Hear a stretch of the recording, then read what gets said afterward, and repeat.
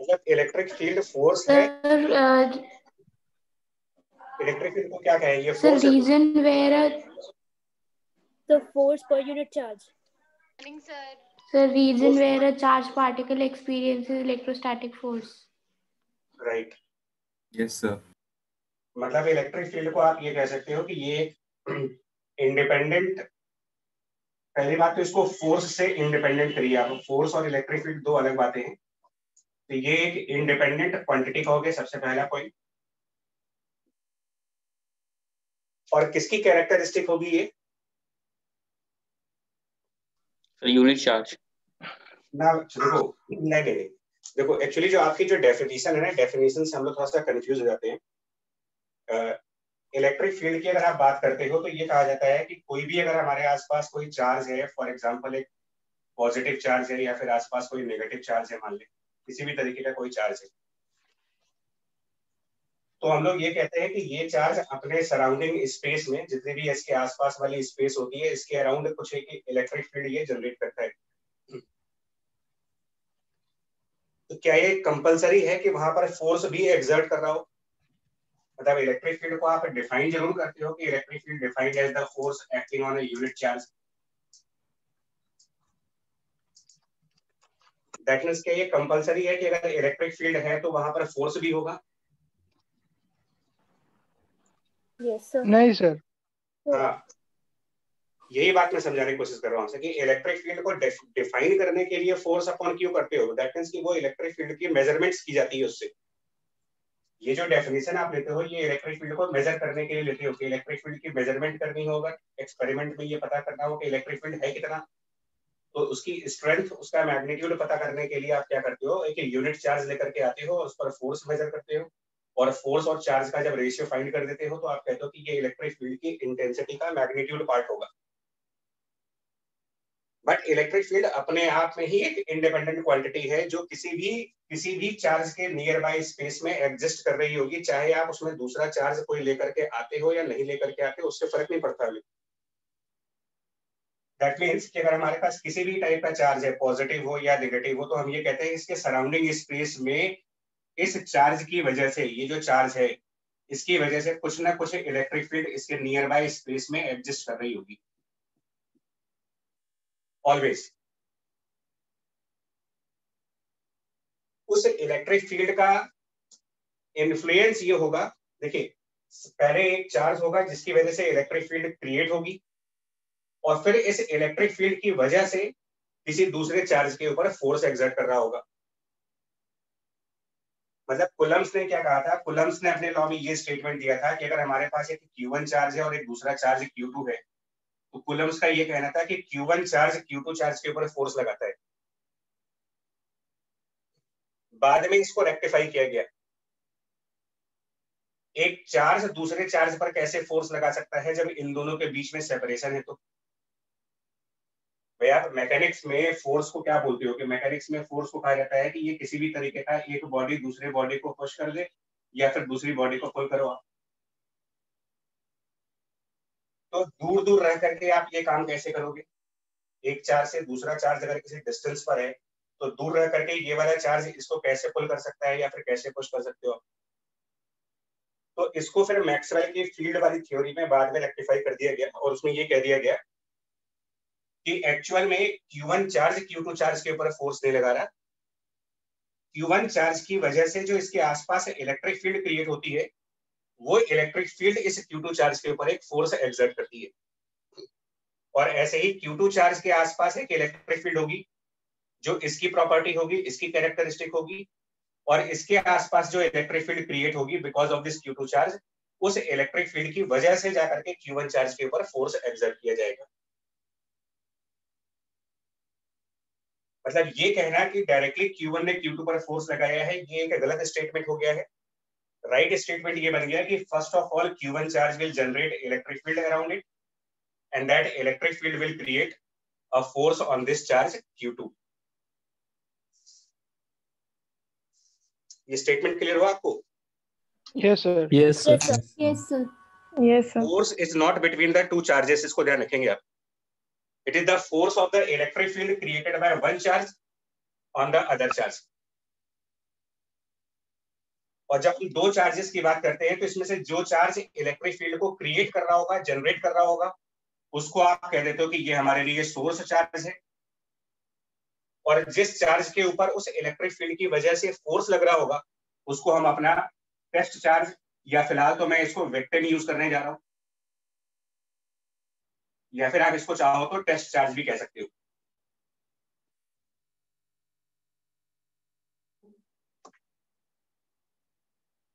ठीक है बच्चा लोग, क्लियर है? Yes, sir. Yes, sir. Yes, sir. तो बच्चा लोग, दो तरीके के चार्जेस हैं, ध्यान दीजिएगा। एक चार्ज वो होगा जो इलेक्ट्रिक फील्ड को क्रिएट कर रहा होगा, दूसरा चार्ज वो होगा जो उस इलेक्ट्रिक फील्ड को एक्सपीरियंस कर रहा होगा। एक जनरेटर है और एक एक्सपीरियंस करने वाला चार्ज है। अब किसी भी चार्ज में अगर कोई भी चार्ज Q है और उसकी वजह से उसके आसपास इलेक्ट्रिक फील्ड E क्रिएट हो चुकी है, बाय एनी चार्ज Q1 एक इलेक्ट्रिक फील्ड E क्रिएट हो गई, और इस इलेक्ट्रिक फील्ड के अंदर जब आप दूसरा चार्ज Q2 लेकर के आते हो तो उस Q2 पर जो फोर्स एक्सपीरियंस होता है उसके लिए आप एक फॉर्मूला लिखते हो, F vector is equal to that charge Q multiplied by electric field. Actual में क्या है कि इसकी जो डेफिनेशन आप पढ़ते हो ना, वो डेफिनेशन ही थोड़ी सी इनकरेक्ट है। बिकॉज आप डेफिनेशन में ये पढ़ते हो कि electric field is defined as the force per unit charge. अब इस डेफिनेशन से क्या समझ में आता है जानते हो? कि पहले फोर्स लगेगा और तब हम उसको चार्ज से डिवाइड करेंगे और तब जाकर के हमें एक इलेक्ट्रिक फील्ड मिलेगी। कुछ ऐसा ही नहीं समझ में आ रहा है कि electric field defined as the force acting on the unit charge. That means कि पहले फोर्स एक्सर्ट हो गया, फिर हमने उसको चार्ज से डिवाइड कर दिया और हमें इलेक्ट्रिक फील्ड की वैल्यू मिल गई। Yes, sir. Yes, sir. जबकि हो क्या रहा है, पहले इलेक्ट्रिक फील्ड जनरेट हो गई, उस इलेक्ट्रिक फील्ड में जब आपने कोई चार्ज लाए तो उसके ऊपर एक फोर्स लगा जिसकी वैल्यू को आप लिखते हो F equal to Q multiplied by E। दोनों स्टेटमेंट्स में डिफरेंस समझ पा रहे हो आप? Yes, Yes, sir. sir. Yes, sir. हाँ, ये वही बात है कि पहले मुर्गी आई कि पहले अंडा आया। तो यहां पर पहले इलेक्ट्रिक फील्ड है, उसके बाद फोर्स है।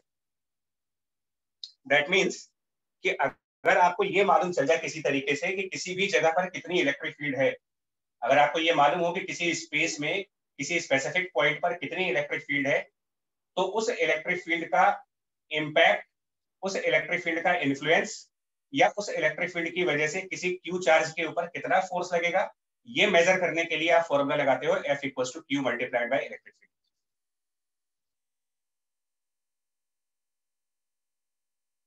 ठीक है बच्चा, बताओ। Yes, sir. हाँ Yes, Yes, sir. sir. Yes, sir. That means चलो ये एक पॉइंट मेरा क्लियर हो गया। इसका मतलब electric field all together independent quantity हो गई है फोर्स के साथ। फोर्स इलेक्ट्रिक फील्ड का कंसीक्वेंस है, इलेक्ट्रिक फील्ड फोर्स का कंसीक्वेंस नहीं है। इलेक्ट्रिक फील्ड है जिसकी वजह से फोर्स लग रहा है, और कितना लगेगा तो वो आप कहते हो F equal to Q multiplied by electric field E।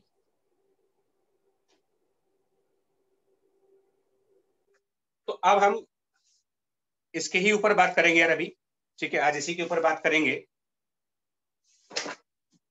For example अगर हमारे पास कोई इलेक्ट्रिक फील्ड है जो कि राइट साइड डायरेक्शन में है, और उस इलेक्ट्रिक फील्ड की स्ट्रेंथ, उस इलेक्ट्रिक फील्ड का स्ट्रेंथ कुछ मान लेते हैं आप 20 न्यूटन पर कूलम। 20 न्यूटन पर coulomb electric field right side direction में है। अब अगर आप इस इलेक्ट्रिक फील्ड के अंदर कोई चार्ज लेकर के आते हो, मतलब देखो पहले से इलेक्ट्रिक फील्ड है और अब अगर आप इसके अंदर कोई चार्ज लेकर के आते हो, फॉर एग्जांपल अगर आप इसके अंदर +2 कूलम्ब का चार्ज लेके आए, +2 कूलम्ब, तो इस इलेक्ट्रिक फील्ड की वजह से इस +2 कूलम्ब वाले चार्ज के ऊपर एक फोर्स लगेगा, जिसको आप कैलकुलेट कैसे करोगे, amount of charge multiplied by this electric field, that means 2 × 20। That means कुल मिला के आप ये कहोगे कि इस इलेक्ट्रिक फील्ड की वजह से इस 2 कूलम्ब के चार्ज के ऊपर 40 न्यूटन की फोर्स एक्सर्ट की जाएगी। और क्योंकि हमने पॉजिटिव चार्ज चूज किया है तो क्यू अगर पॉजिटिव चूज कर रहे हो आप, तो जिस डायरेक्शन में इलेक्ट्रिक फील्ड एग्जिस्ट कर रहा होगा उसी डायरेक्शन में हमारा फोर्स भी काम करेगा। मतलब अगर electric field right side direction में है तो उस इलेक्ट्रिक फील्ड की वजह से इस पॉजिटिव चार्ज के ऊपर 40 न्यूटन की फोर्स राइट साइड डायरेक्शन में लग रही होगी। सर बाय डेफिनेशन हम लोग टेस्ट चार्ज को पॉजिटिव मानते हैं क्या? नहीं, यही तो मैं कंफ्यूजन क्लियर करना चाहता हूँ, क्योंकि क्या होता है कि डेफिनेशन में जो टेस्ट चार्ज है वो पॉजिटिव है और उसकी वजह से ही हम लोग कंफ्यूज हैं। मैं इसी चीज को क्लियर करने के लिए बार बार इतना बोल रहा हूँ कि देखिए, हमारे पास इलेक्ट्रिक फील्ड है, अब उसके अंदर हम पॉजिटिव चार्ज भी ला सकते हैं, उसके अंदर हम नेगेटिव चार्ज भी ला सकते हैं। Yes sir.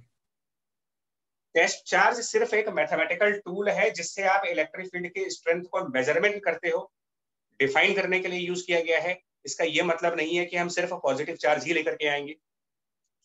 हम इसी इलेक्ट्रिक फील्ड के अंदर अगर एक नेगेटिव चार्ज लेकर के आ जाए, -3 कूलम्ब का चार्ज लेकर के आए in the same electric field, तो भी हम फोर्स कैलकुलेट करेंगे Q इंटू ई से ही, नॉट 3 इंटू 20 60। बट क्योंकि Q नेगेटिव है तो वेक्टर के आगे जब नेगेटिव साइन लगाओगे इसका मतलब ये होगा कि जो फोर्स वाली वेक्टर आएगी वो आपके इलेक्ट्रिक फील्ड वाले वेक्टर के अपोजिट डायरेक्शन में जाएगी। दैट मींस अगर इलेक्ट्रिक फील्ड की डायरेक्शन राइट साइड है तो इसकी वजह से इस नेगेटिव चार्ज के ऊपर फोर्स की जो डायरेक्शन बनेगी वो लेफ्ट साइड हो जाएगी और अमाउंट ऑफ फोर्स अगर आप कैलकुलेट करोगे वो आएगा 60 न्यूटन का। Yes sir. क्लियर हुआ आपका? अभी डाउट है कोई इसमें? सर हो गया, ठीक है। ठीक है Okay. जी। तो अब आप इस बात को समझना है कि हमारा पहला टारगेट अभी दूसरा है। हमारा पहला टारगेट इलेक्ट्रिक फील्ड को कैलकुलेट करने का नहीं है, हमारा पहला टारगेट ये समझने का है कि इलेक्ट्रिक फील्ड का इम्पैक्ट उसके अंदर जब कोई चार्ज लाएंगे तो उस पर क्या होगा, ये मेरा पहला टारगेट है। तो अगर इलेक्ट्रिक फील्ड एग्जिस्ट कर रही है, अभी हम इसके ऊपर कोई बात नहीं करने वाले कि इलेक्ट्रिक फील्ड क्यों एग्जिस्ट कर रही है, इसी डायरेक्शन में क्यों है, 20 ही क्यों है, ये सब अभी हम कोई डिस्कशन नहीं करेंगे। मतलब अभी आपको ये एक्सेप्ट कर लेना होगा कि हाँ इलेक्ट्रिक फील्ड है, उसका कॉज एक्सप्लेन नहीं करने जा रहे हैं अभी। इलेक्ट्रिक फील्ड का कॉज क्या है वो एक्सप्लेन अभी नहीं करेंगे, वो अगले वाले लेक्चर में होगा। इस लेक्चर में आप इलेक्ट्रिक फील्ड जैसा आपको दिया जाए आप उसको चुपचाप एक्सेप्ट करिए कि ठीक है इलेक्ट्रिक फील्ड अगर इधर है तो हम एक्सेप्ट कर लेते हैं, और उस इलेक्ट्रिक फील्ड की वजह से चार्जेस पर जो फोर्सेस लगेंगी और उन फोर्सेस की वजह से इनके फर्दर जो मोशंस होंगे वो सब हमें डिस्कस करने। तो किसी भी ऑलरेडी एग्जिस्टिंग इलेक्ट्रिक फील्ड के अंदर कोई भी चार्ज Q लेकर के आएंगे तो उसकी वजह से यहाँ पर एक फोर्स F लगेगा, मेजरमेंट करेंगे Q इंटू ई से। पॉजिटिव चार्ज लेकर के आ रहे हैं तो फोर्स की डायरेक्शन वही होगी जो इलेक्ट्रिक फील्ड की डायरेक्शन है। नेगेटिव चार्ज लेकर के आ रहे हो तो फोर्स की डायरेक्शन इलेक्ट्रिक फील्ड के एग्जैक्टली अपोजिट साइड पर होगी। यह है इफेक्ट ऑफ इलेक्ट्रिक फील्ड। आप एक तरीके से इफेक्ट ऑफ इलेक्ट्रिक फील्ड पढ़ रहे हो, ना कि कॉज ऑफ इलेक्ट्रिक फील्ड।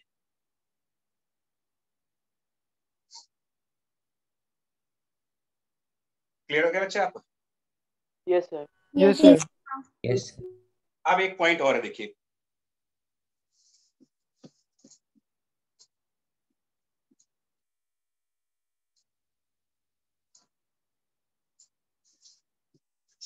अब आप इमेजिन करो हमारे पास सिर्फ एक चार्ज है, वो है प्लस Q का, सिंगल चार्ज प्लस Q है, इसके आसपास कोई चार्ज नहीं है,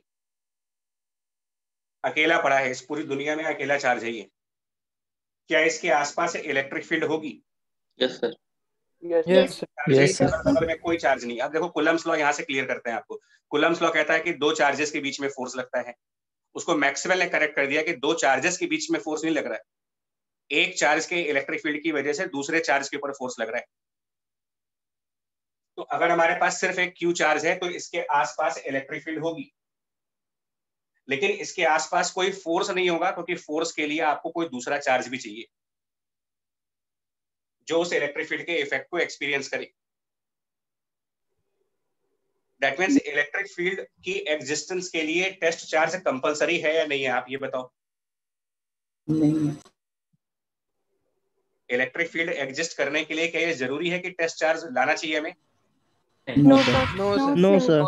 हाँ, टेस्ट चार्ज ला करके आप इलेक्ट्रिक फील्ड की प्रेजेंस को कंफर्म करते हो और उसके मैग्नीट्यूड को मेजर करते हो F/Q करके।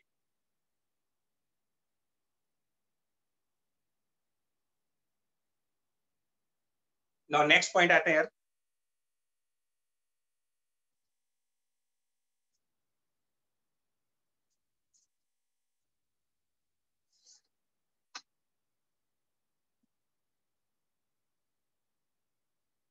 अब आपसे ना सिर्फ इफेक्ट ऑफ इलेक्ट्रिक फील्ड पहले आप पढ़ोगे, उसके बाद हम पढ़ेंगे कॉज ऑफ इलेक्ट्रिक फील्ड। इस पर अभी कोई क्वेश्चन मत करना आपकी ये इलेक्ट्रिक फील्ड इस तरफ क्यों है, इसका मैग्नीट्यूड इतना कितना क्यों है, वो सब अभी आप आगे आगे पढ़ लोगे।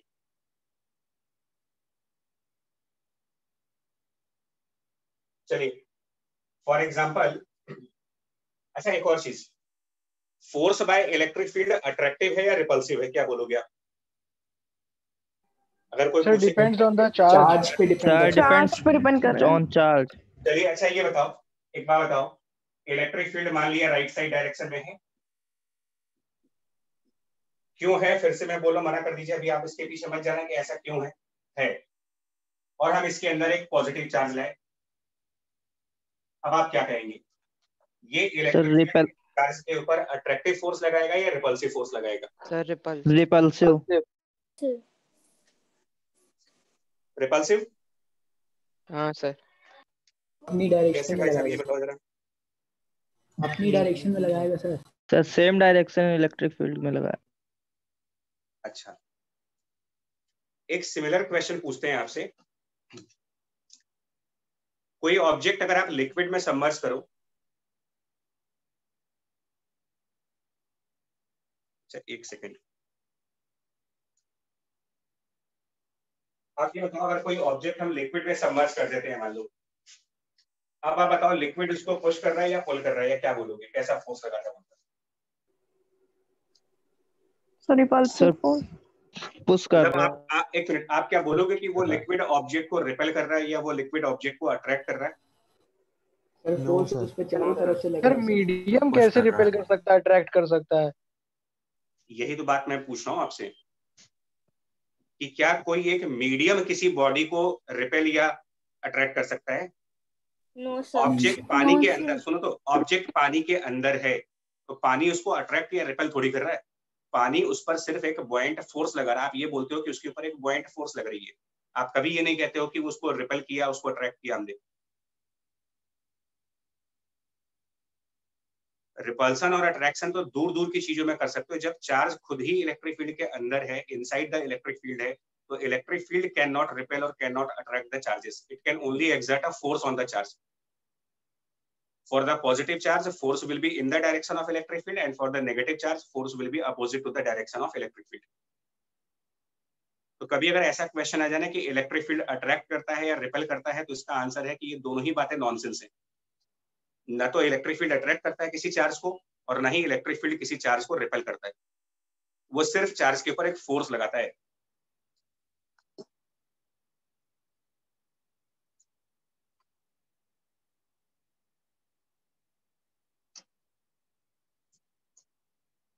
चलिए फॉर एग्जांपल एक क्वेश्चन बताओ आप मुझे, suppose that electric field downward direction में एग्जिस्ट कर रहा है। For example electric field E की वैल्यू डाउनवर्ड डायरेक्शन में एग्जिस्ट कर रही है, और हमने इसके अंदर एक पॉजिटिवली चार्ज पार्टिकल क्यू को रिलीज किया है रेस्ट की कंडीशन से, और इसका मास m लेके चलते हो आप। रेस्ट की स्टेट से एक पॉजिटिव चार्ज क्यू को आप रिलीज कर रहे हो inside the electric field, gravity consider नहीं करेंगे इसमें। तो आप बताओ इसका इफेक्ट इस चार्ज के ऊपर क्या पड़ेगा? अगर एक इलेक्ट्रिक फील्ड डाउनवर्ड एग्जिस्ट कर रही है, यूनिफॉर्म इलेक्ट्रिक फील्ड मान के चल रहे हैं, तो इसका इफेक्ट इस चार्ज के ऊपर क्या पड़ेगा, आप वो डिस्क्राइब करो जरा। मतलब क्या होगा इस इलेक्ट्रिक फील्ड की वजह से इस चार्ज पार्टिकल के ऊपर? सर QE का फोर्स लगेगा डाउनवर्ड डायरेक्शन डाउनवर्ड डायरेक्शन में। दैट मींस कि वो चार्ज पर एक फोर्स लग जाएगा इलेक्ट्रिक फील्ड की वजह से, पहला इफेक्ट। और इफेक्ट फोर्स की वजह से न्यूटन लॉ वाला टॉपिक लगाओगे कि वो चार्ज पार्टिकल फिर वो रेस्ट की स्टेट से एक्सेलरेट कर जाएगा। That means because of this electric field there will be a force on the charge particle, जिसको कि आप लिखोगे F = Q × E, and force divided by mass of particle, ये उस पार्टिकल की एक एक्सेलरेशन बन जाएगी। और इस एक्सेलरेशन की वजह से वो स्टेशनरी पार्टिकल मूव करेगा in the direction of electric field, positive charge है। और कुछ टाइम के बाद इस चार्ज पार्टिकल की कुछ वेलोसिटी आएगी, जो आप सिंपल काइनेमेटिक्स के थ्रू निकाल सकते हो, u + at लगा करके, जिसमें एक्सेलरेशन की वैल्यू QE/m × t लिखोगे, प्लस इसका डिस्प्लेसमेंट कैलकुलेट कर सकते हो कि इसने जो डिस्प्लेसमेंट करी होगी वो ut + ½ at² के काइनेमेटिक्स वाले फॉर्मूले से निकालेंगे, तो हाफ इसका डिस्प्लेसमेंट एक्सेलरेशन QE/m × t²। अगर हमने नेगेटिव चार्ज रिलीज किया होता तो अपवर्ड सर डायरेक्शन अपवर्ड चला ऑपोजिट हो जाती फोर्स। राइट। अब सिचुएशन चेंज कर लो आप, suppose that electric field downward है, यूनिफॉर्म इलेक्ट्रिक फील्ड का ही एग्जांपल अभी लेंगे। Electric field E downward direction में है, लेंथ ऑफ इलेक्ट्रिक फील्ड हम लोगों ने एल से डिनोट करी, मतलब ये सिर्फ एल लेंथ में इलेक्ट्रिक फील्ड है। इस एल लेंथ की लेफ्ट साइड पर कोई इलेक्ट्रिक फील्ड नहीं है, इस एल लेंथ के राइट साइड पर कोई इलेक्ट्रिक फील्ड नहीं है, सिर्फ इस लिमिटेड पोर्शन एल के अंदर एक इलेक्ट्रिक फील्ड एग्जिस्ट कर रही है। और ऐसे इलेक्ट्रिक फील्ड के अंदर हमने क्या किया, एक negatively charge particle, suppose that electron की बात कर लेते हैं, तो एक नेगेटिवली चार्ज पार्टिकल क्यू जिसका मास m था, और उसको प्रोजेक्ट किया इलेक्ट्रिक फील्ड के परपेंडिकुलर डायरेक्शन में with velocity u। Electric field downward direction में, ग्रेविटी कंसीडर नहीं करनी है, चार्ज पार्टिकल को आपने इलेक्ट्रिक फील्ड के परपेंडिकुलरली इनिशियल वेलोसिटी u के साथ प्रोजेक्ट किया है। एक बार फिर आपको डिस्क्राइब करना है कि इलेक्ट्रिक फील्ड का क्या इफेक्ट पड़ेगा इस चार्ज पार्टिकल के ऊपर। सर्कल में मूव करेगा, पैरा। अब आप समझ गए क्या होगा कि ये इलेक्ट्रिक फील्ड, फिर से मतलब ये बात समझना बहुत इंपॉर्टेंट है कि यार effect of electric field on the charge particles क्या होता है।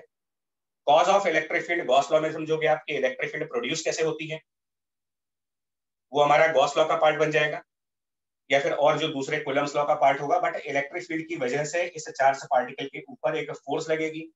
अब ये नेगेटिवली चार्ज पार्टिकल है, तो इस इलेक्ट्रिक फील्ड की वजह से इस नेगेटिवली चार्ज पार्टिकल पर फोर्स कौन सी डायरेक्शन में लगेगी, डाउनवर्ड या फिर अपवर्ड? नीचे सर नेगेटिवली चार्ज पार्टिकल है, अपवर्ड इफेक्ट ऊपर, यानी इस चार्ज पार्टिकल पर ऊपर की तरफ एक फोर्स लगेगा जिसको आप Q टाइम्स E लिखोगे, फोर्स की वैल्यू।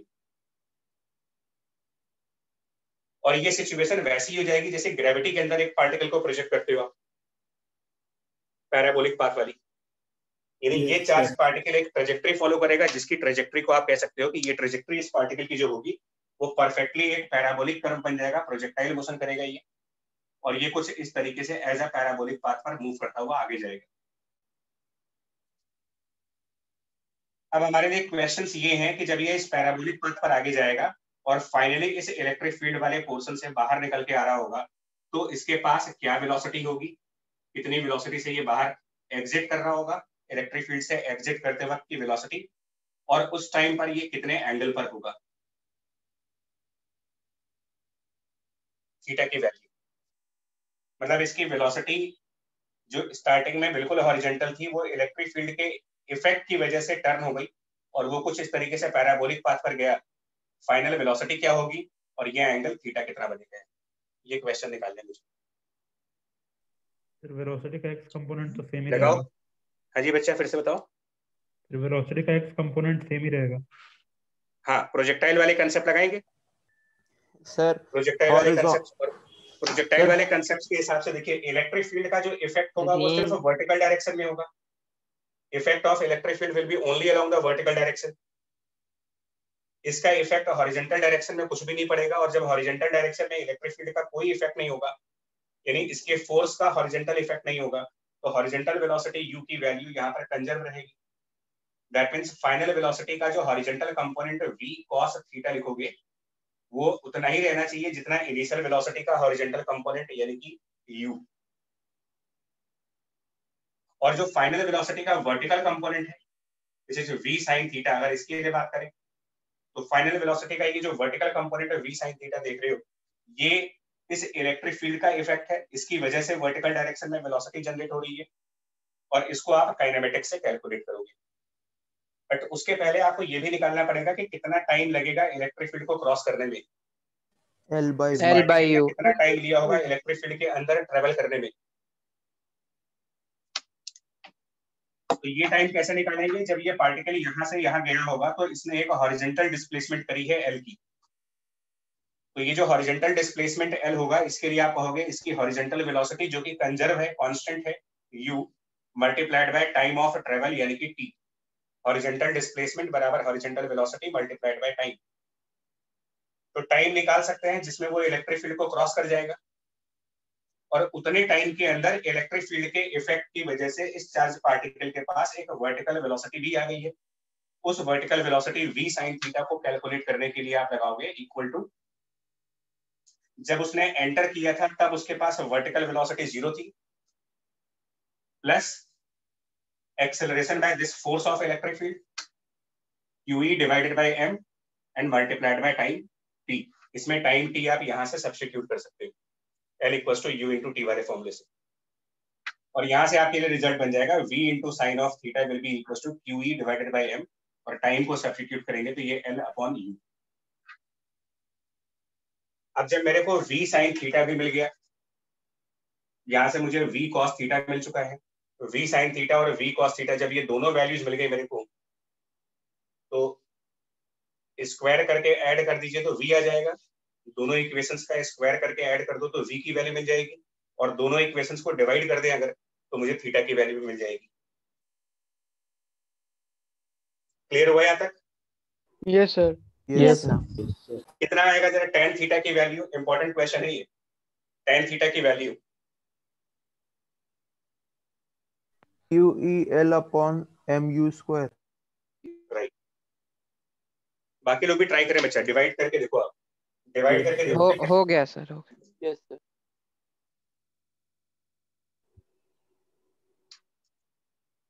करिएगा क्वेश्चन, क्योंकि इसके ऊपर एक और क्वेश्चन पूछेंगे भी यार।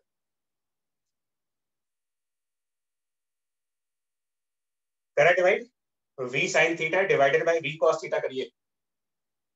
हो गया सर, हो गया। tan ऑफ थीटा की वैल्यू मिल रही है आपको यहाँ से, tan of theta equals to QEL divided by m into U square. ये बनेगा tan थीटा की value QEL upon m into U square. मतलब थीटा वो एंगल है जिस एंगल से उसकी जो वेलोसिटी थी, जिस डायरेक्शन में वो आया था, उस डायरेक्शन से कितने एंगल से उसकी वेलोसिटी चेंज हुई है, change in the direction of velocity, वो आप एंगल थीटा से निकालोगे, और दोनों का स्क्वायर करके ऐड करके v की वैल्यू भी निकाल सकते हो कि फाइनल स्पीड क्या होगी। और मीनवाइल ये भी निकाल सकते हो कि इस पूरे प्रोसेस में इसने कितना वर्टिकल डिस्प्लेसमेंट किया होगा। दैट मींस अपने इनिशियल डायरेक्शन से कितना y डायरेक्शन में ये डिस्प्लेस हुआ होगा sir. Half QE by m L square by U square. इसके लिए आप वर्टिकल डिस्प्लेसमेंट की इक्वेशन लगा लो। ये जो वर्टिकल डिस्प्लेसमेंट y होगा इसको भी हम निकाल सकते हैं काइनेमेटिक्स की इक्वेशन से, और लिखेंगे vertical displacement y equal to beginning में vertical velocity 0 plus half acceleration in the vertical direction QE by m multiplied by t square, और यहाँ पर भी t की वैल्यू पुट करेंगे L बाय U से, t equal to L bye U यहाँ पर भी रखोगे। ठीक है बच्चे, बताएं? जी सर। चलिए, अब आपके लिए क्वेश्चन है। क्वेश्चन ये है कि इसी टाइप की यूनिफॉर्म इलेक्ट्रिक फील्ड के अंदर, इसी टाइप के यूनिफॉर्म इलेक्ट्रिक फील्ड के अंदर हमने साइमल्टेनियसली एक बार प्रोटॉन को भेजा और एक बार alpha particle. First time proton, second time alpha particle. पहले प्रोटॉन को भेज रहे हैं, फिर मतलब प्रोटॉन और अल्फा दो अलग अलग पार्टिकल्स भेज रहे हैं और इनके मोमेंटम्स बराबर है। प्रोटॉन और alpha are projected into the electric field with the same momentum, linear momentum same है। For which particle angle of deviation will be higher. That means alpha particle के लिए ये एंगल थीटा ज्यादा आएगा अगर ये दोनों पार्टिकल सेम मोमेंटम से एंटर करें तो। Sir alpha particle. अच्छा एक मिनट, क्वेश्चन पूरा करने दो। तीन कंडीशंस पे डिस्कस करेंगे इसको। पहली फर्स्ट कंडीशन ये है कि ये दोनों सेम वेलोसिटी से एंटर हुए।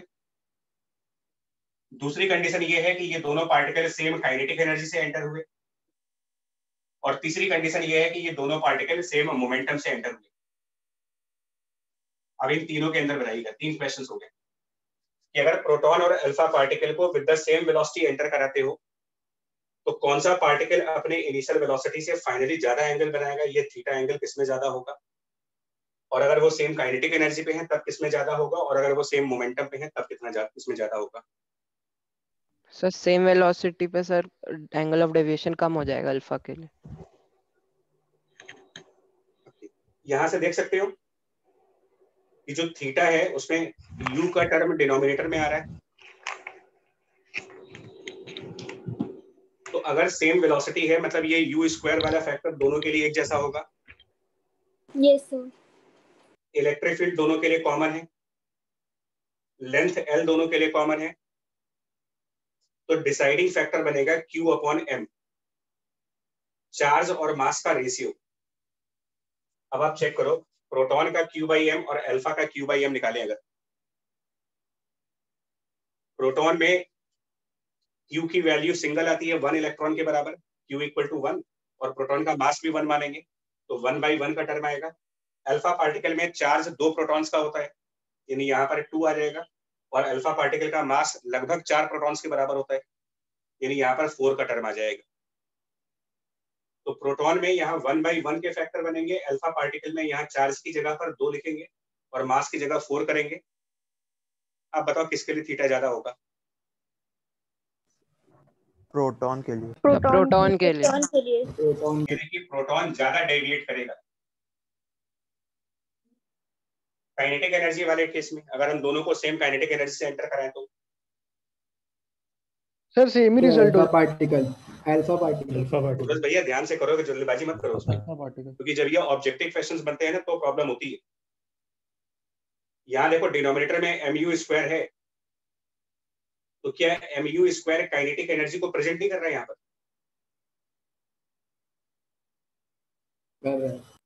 Yes sir. मतलब आप इसको ऐसे भी तो कह सकते हो कि ये QEL divided bye twice of kinetic energy हो गया। mu square is double of kinetic energy. Yes sir. तो अगर सेम काइनेटिक एनर्जी है, ध्यान से देखो, अब अगर यहाँ पर इनके सेम काइनेटिक एनर्जीज हैं, L कॉमन है, E कॉमन है, तो अब थीटा को डिसाइड करेगा सिर्फ ये Q। जिसका Q ज्यादा हुआ उसके लिए थीटा की वैल्यू ज्यादा हो जाएगी। किसका Q ज्यादा है? Alpha particle. Alpha will deviate more than the proton. और अगर सेम मोमेंटम से जाते हैं तो alpha particle. Sir alpha particle. अच्छा जी, कैसे? सर नीचे m u स्क्वायर है सर तो उसमें नीचे m का मल्टीप्लाई कर देंगे, ऊपर m का मल्टीप्लाई कर देंगे, तो नीचे मोमेंटम का स्क्वायर। मतलब ये रिजल्ट आप कह रहे हो कि अगर हम नीचे m मल्टीप्लाई कर दें और ऊपर भी m मल्टीप्लाई करते हैं तो ये q m e l और नीचे p स्क्वायर बन जाएगा, मोमेंटम का स्क्वायर। ये कहना चाह रहे हो ना आप? Yes sir. तो अब अगर सेम मोमेंटम हो गए, E सेम हो गया, L सेम हो गया, तो Q और M का प्रोडक्ट डिसाइड कर देगा कि किसका थीटा ज्यादा होगा। और अल्फा पार्टिकल का Q भी ज्यादा है, M भी ज्यादा है, यानी फिर से theta of alpha will be more than theta of P।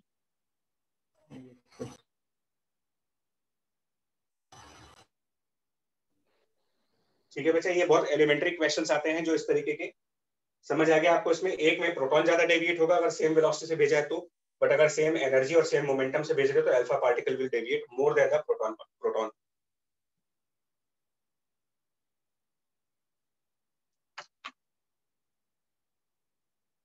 Erase कर दें इसको भी? नोट कर लिया आपने? Yes sir. Yes sir. क्योंकि जो नोट्स आएंगे भी तो वो इस तरीके के नहीं होंगे। अब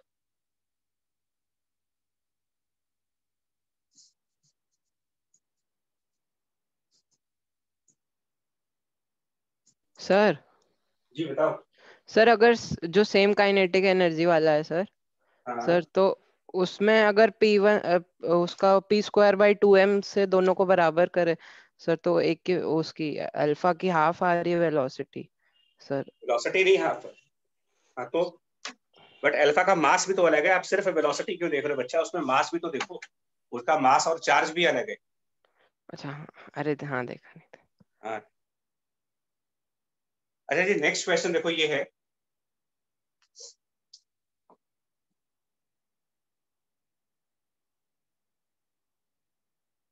अब इसको ग्राउंड मान लेते हैं, इसमें ग्रेविटी भी कंसिडर करेंगे। ग्राउंड है, gravity G already downward direction में है और उसके साथ साथ इलेक्ट्रिक फील्ड ई भी है। इलेक्ट्रिक फील्ड ई भी एग्जिस्ट कर रहा है आपका। ये भी बहुत बेसिक क्वेश्चन है, अभी बहुत बेसिक क्वेश्चन। एक चार्ज पार्टिकल पॉजिटिवली चार्ज है, उसका मास m है और उसको आप u वेलोसिटी से प्रोजेक्ट करते हो at an angle of theta. बहुत एलिमेंट्री क्वेश्चन है इसका। प्रोजेक्टाइल मोशन होगा, आपको इसकी हॉरिजॉन्टल रेंज कैलकुलेट करनी है, टाइम ऑफ फ्लाइट बताना है इसका, और इसकी मैक्सिमम हाइट। मतलब projectile under gravity as well as under electric field.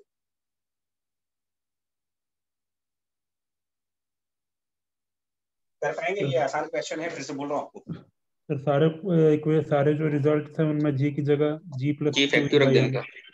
हाँ, जी फैक्टर। मतलब इसमें टोटल डाउनवर्ड एक्सेलरेशन जो बनेगा आपका, उसमें एक्सेलरेशन ग्रेविटी की वजह से भी आएगा और इलेक्ट्रिक फील्ड का इफेक्ट इस चार्ज पार्टिकल पर आएगा, तो उसकी वजह से भी एक QE अपॉन m का डाउनवर्ड एक्सेलरेशन आएगा। दैट मींस ये टोटल एक्सेलरेशन बनेगी, और इस टोटल एक्सेलरेशन को आप कह सकते हो कि ये इक्वल टू जी इफेक्टिव भी कहते हैं इसको, इफेक्टिव ग्रेविटी। अगर ग्रेविटी के साथ इलेक्ट्रिक फील्ड कंसिडर कर रहे हो आप, तो इलेक्ट्रिक फील्ड की acceleration, that means acceleration due to electric field और एक्सेलरेशन ड्यू टू ग्रेविटी, दोनों का रिजल्टेंट निकाल दो आप, और इसको आप कह सकते हो कि ये इस क्वेश्चन में जी इफेक्टिव है। और जो भी हमारे प्राइमरी रिजल्ट थे, जो भी हमारे प्रोजेक्टाइल के बेसिक रिजल्ट थे, उसके अंदर जहां जहां पर जी का टर्म आ रहा होगा उसको रिप्लेस करके आप जी इफेक्टिव लिख सकते हो।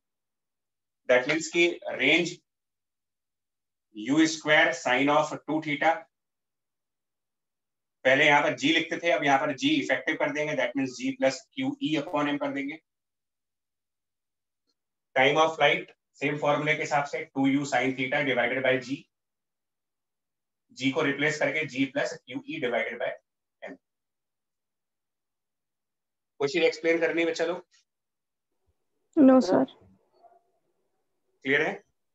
Yes sir. बट ये particle yes sir. Parallel to हो जाएगा इलेक्ट्रिक फील्ड।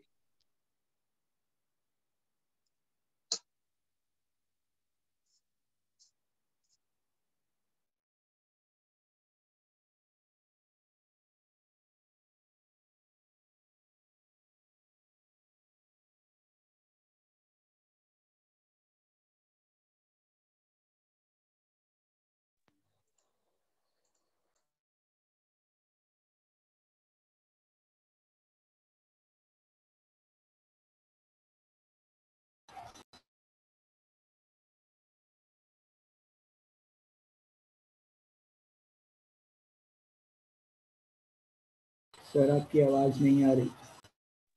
सर पॉज हो गया। सर वीडियो भी पॉज हो गई।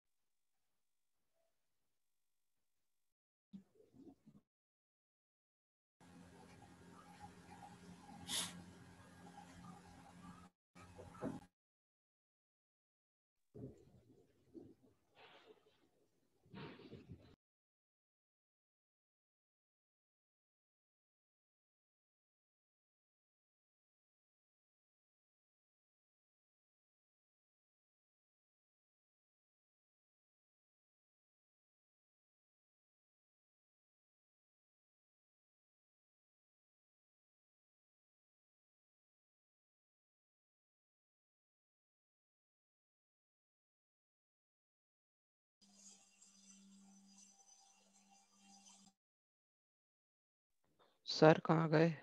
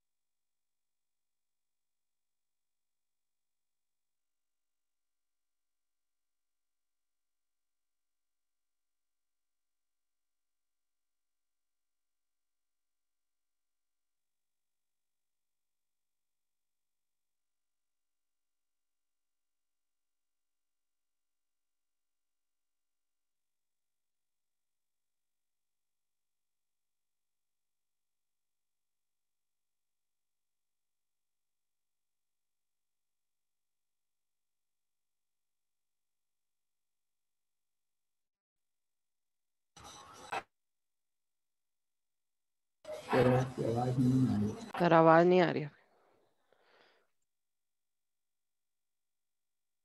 सुन नहीं आ रहा।